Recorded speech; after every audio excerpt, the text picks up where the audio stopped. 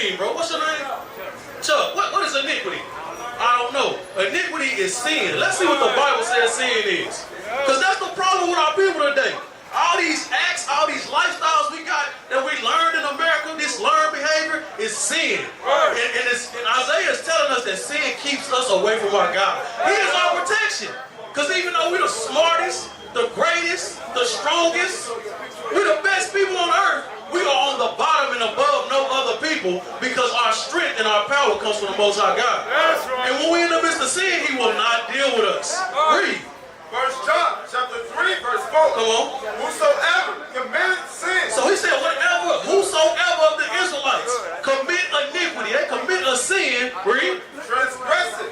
Also the law. We transgress or we break His laws. Read. For sin is the transgression of the law. So sin or iniquity, those words are synonyms. So sin or iniquity, they are the transgression of the law. We breaking God's law. Now, y'all come up and learn who y'all are. We about to show our brother Chuck who we are according to the Bible. And I want to show y'all brother something because I see y'all rocking that cross. What does that cross mean? What does that cross mean? Come let us know what y'all, come let us understand what y'all think about the cross. Because y'all rocking that cross, so it must mean something to y'all. Go back to Isaiah 59. Hey, come down along with y'all brothers real quick, man. We came out here just for y'all. Read. Isaiah chapter 59, verse 1. Come on. Behold, the Lord's hand is not short, Read. that it cannot save, neither that his ear is heavy. So God said all the drugs and the baby mamas and the baby daddies and the killing and stealing and robbing in your communities, He said I can save y'all from that. At any time I want to, but I want y'all to get right. I want y'all to show me with y'all actions that y'all believe in the one true God. Read. Neither his ear heavy, that he cannot hear. Read. But your iniquity. But your iniquity, we just found out in 1 John that iniquity is sin. But our sin, read, have separated between you and your God. now it's a border between us and God. It's something keeping us from our God. Sin. So now you're going to learn some of the sins you in so you can get you back united with your God. But we're going to show you who you are in this Bible first, because if you don't see yourself in the scriptures, you will never humble down to start applying these things in your life. Finish that off.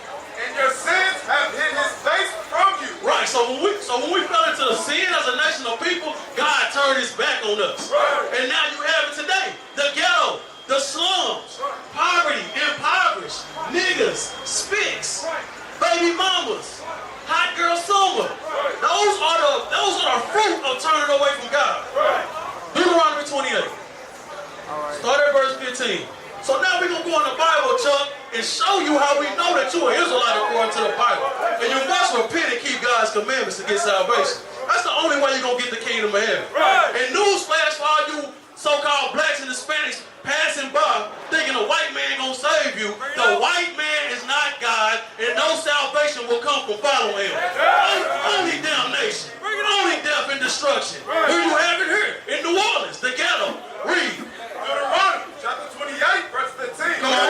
But it shall come to pass, if thou wilt not hearken unto the voice of the Lord thy God. So God said, Chuck, if we didn't listen to Him, the voice of the Lord our God, this Bible, this is His voice. Because God ain't going to crack the sky and talk to you. You got to seek ye out of the book of the Lord and read. That's the voice of God. Read. To observe, to do all His commandments. To do what? To do all His commandments. All the commandments in this Bible, we got to do them. It ain't just 10. It ain't just the ones I like that make me feel good. He said every commandment in this Bible, because remember, we read in Romans 7, the commandment is spiritual. And that'll make you spiritual. That'll put you back on God more. That'll put you back close to your God. When you do the commandments. Read. And His statutes, which I command this day. Come on. That all these curses. All these what? All these curses. So a curse, Chuck, is it good? Is that a good thing? Do you desire to be cursed? So God said if we didn't keep His commandments, we are desiring to be cursed as a people. He said all these curses going to do what to the so-called blacks and Hispanics? Read. Shall come upon thee and overtake thee. Read. Curse shalt thou be in the city. So He said this curse right here is going to come upon you and overtake you if you don't do all these commandments. You're going to be cursed in the city. So the black man, the Hispanic man, the Native American man today, are we not cursed in the city. Everywhere you go. New Orleans, Dallas, Houston, New York, LA, Africa. Everywhere you go. When you go to the ghetto, you're going to find the so-called blacks and Hispanics. That's a curse in the city. And when you go into the neighborhoods, they filthy, they stink because people outside sleeping on the ground, peeing on the ground, using the bathroom on the ground. It's drug dealing. It's women selling their body.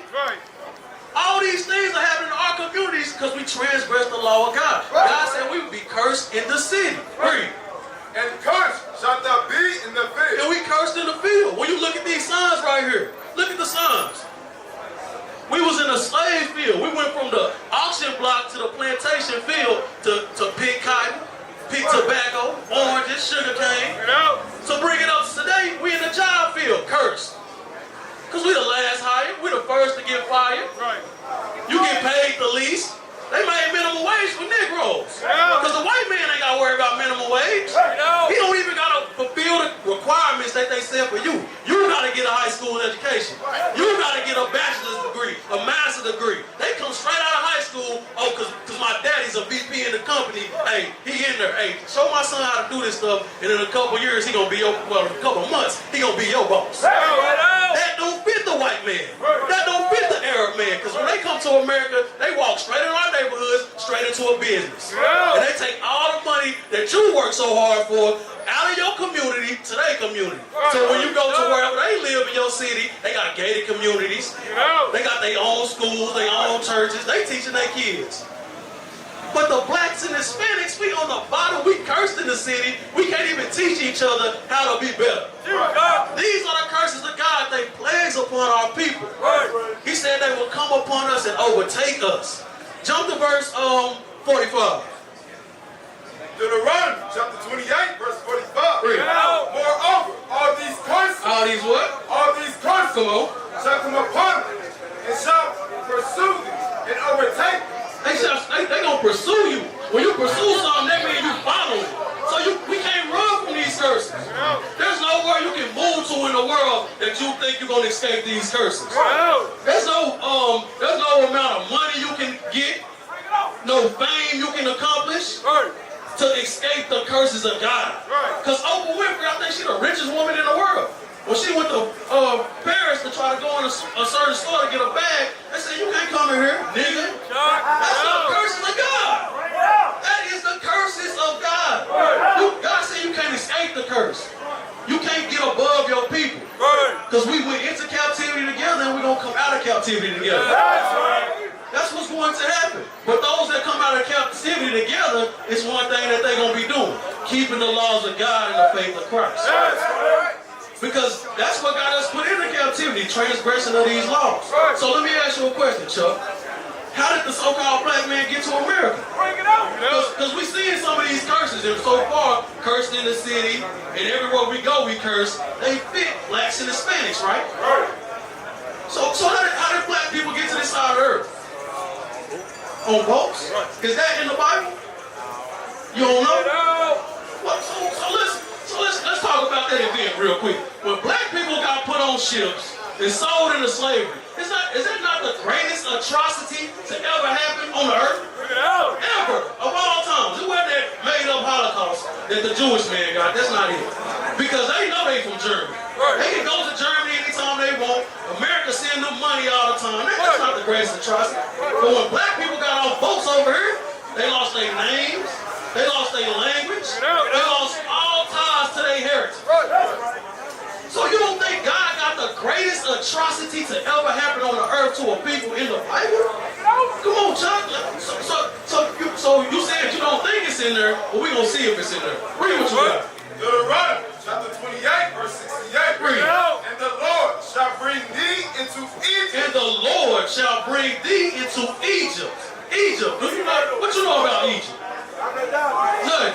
So it's not Egypt, the landmass over there in Africa? It's a country in Africa, though, right? You know, okay, so what you know about the Bible, biblical history? What do you know about it? A little. So you know Moses led the children of Israel out of Egypt, right? He went in and told Pharaoh, hey, let my people go. The Lord performed the plagues, he let us go. So right here, read that again. That's how long. And the Lord shall bring thee into Egypt again. Into Egypt again. Did the Israelites ever return to Egypt as a nation of people? Anywhere in the Bible after Moses led them out? They never went back in. So God said, you're going into Egypt again. Egypt again. Let's see what Egypt means first and foremost, so you can have a better understanding of what he's saying. Is he talking about the landmass over in Africa, or is it a deeper meaning behind the word Egypt? Read what you got. Exodus chapter 20, verse 2. Come on. I am the Lord, thy God, which I brought thee out of the land of Egypt. So God, he said, so this is the 10 Commandments right here. God giving Moses the 10 Commandments. What did God say? I am the Lord, thy God. He is the Lord, your God, children of Israel. Not everybody's God, the Lord, your God, read. Which have brought thee out of the land of Egypt. And I brought you out of the land of Egypt. Out of the house of bondage. What did God call the land of Egypt? Huh? Read it again. I am the Lord, thy God, which have brought thee out of the land of Egypt. So now that we got a better understanding of what Egypt means in the Bible, let's go back to Deuteronomy 28. Because the Bible is a self-defining book. Read that. Deuteronomy chapter 28, verse 68. Come on. And the Lord shall bring thee into Egypt again. Into bondage again. Into slavery again. How they gonna get into slavery this time? With ships. How? With ships. With ships. With ships. On cargo slave ships. What other nation on the earth was packed on cargo slave ships and sold into slavery? Not one. Daniel 9. Let's get that. No other nation on the earth went through this. And you know this happened to your ancestors, right? You know this happened to your ancestors, right? So what does that mean about you? That means you ain't no nigga. You ain't no damn African American. You are Israelite according to the Bible. Who's God's elect. God is trying to deal with you this day. He out here on the streets of New Orleans showing you his word so you can return to him before destruction comes to this place. Read what you got. Daniel 9 and 11. Read.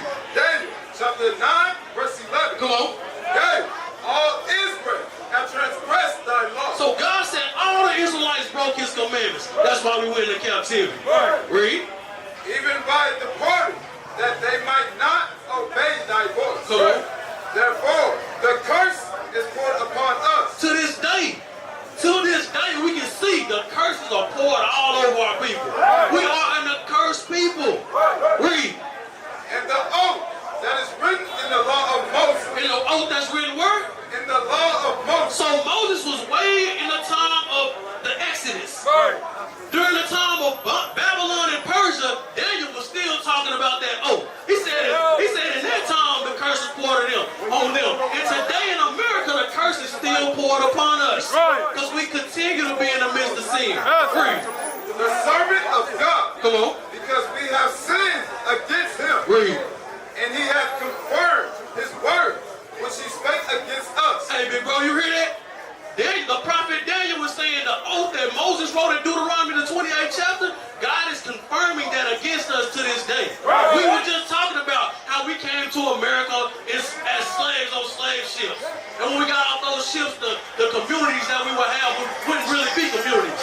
They would be ran down hoods and ghettos, disenfranchised, projects, because we broke the commandments of God. Read. And he hath confirmed his word, which he spake against us. And God is still confirming his word to this day. Read. And against our judgments that judged us. Read. By bringing upon us a great evil. God said this is a great evil. How great is this evil? Read. For under the whole heaven. He said under the whole heaven, the whole earth. Read.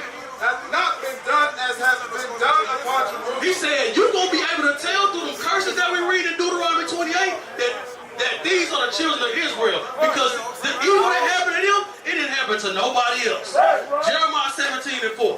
Because the Holocaust, like I mentioned, they can go back to Germany. They can trace their roots to them places.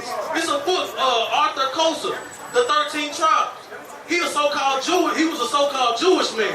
He wanted to do research about his Jewish religion and how great it was. But when he started to do that research, guess what he found out? He said, hey, if I'm an Israelite, it's 13 tribes instead of 12 because my lineage don't go back to Abraham, Isaac, and Jacob. We go back to Abraham, Isaac, and Esau. So the so-called white man know they're not the real Jew. But the problem is the real Jew don't know that they the Jew because they discontinue from their heritage. Read what you got. Jeremiah chapter 17 verse 4. Cool. And thou, even thyself, shalt discontinue from thine heritage. He said the Israelites, they gonna discontinue from being the Israelites. Now they calling themselves African American, or Pan-African, or Puerto Rican, or Dominican, or Mexican, or Hispanic, Latinx. All these garbage titles that you find nowhere in the Bible. Nowhere in the book that your Creator created for you can you find those titles. But we cleave to these things so tough.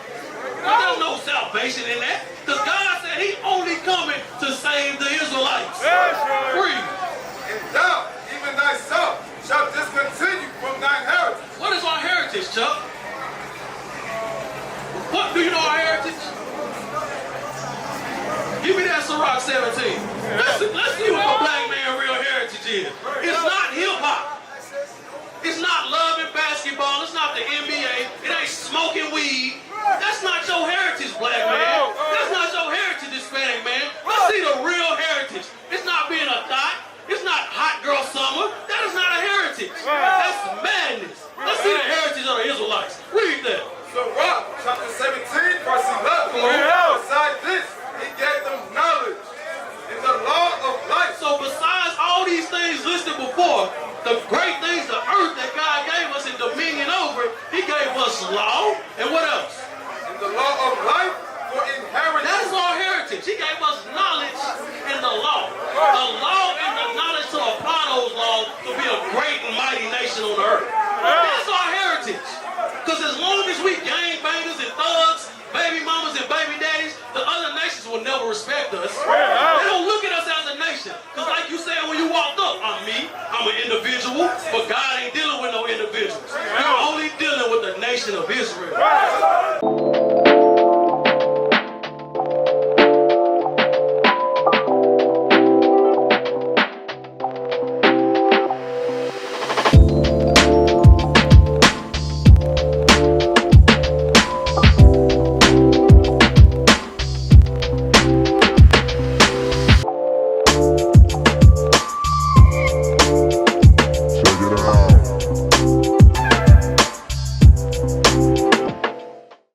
We used to scream black power while heroin was pushed. But at the end of the day, nothing's in vain. IUIC has been given a vision. The tents of Judah has risen. Many has attempted the mission. Minor murmuring, omitting, and missing the mark. Just reading that he had the flame of fire in his eyes gave us the spark. We on Paul's mission. We out on the road, purple and gold, from Mexico, Cuba, Haiti, Ghana, Sierra Leone. 144,000 boots banging, concrete crackling. These are how men repented at heart. The scriptures is proof. IUIC, we deliver the truth.